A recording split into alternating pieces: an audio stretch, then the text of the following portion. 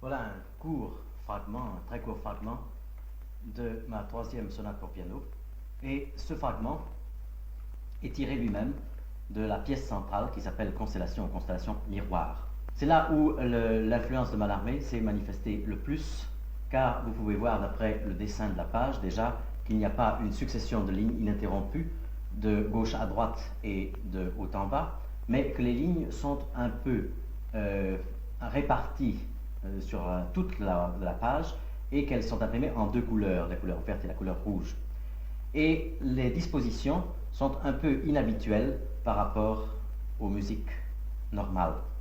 Vous voyez ainsi dans le fragment que j'ai joué, il y a une ligne qui est interrompue par un petit pointillé, qui remonte par un autre pointillé et qui se continue exactement en face de l'endroit où elle a commencé. Eh bien, il n'y a pas de grand mystère à cela, c'est comme un terrain, une faille dans un terrain. Quand je joue ici, je peux continuer directement, car il y a les mêmes registres, la même harmonie, les mêmes façons d'attaquer le piano, c'est-à-dire de façon toujours sèche et courte. Et au contraire, ce petit commentaire qui est en dessous, qui peut s'insérer ou non à la place voulue, est un commentaire sur des résonances de piano.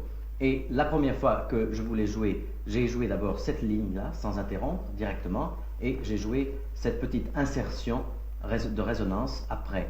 Et maintenant, je peux jouer aussi d'une autre façon, c'est-à-dire commencer par cette partie-là, ensuite jouer cette insertion, ce commentaire de résonance, et continuer après de nouveau les attaques sèches et dans l'aigu.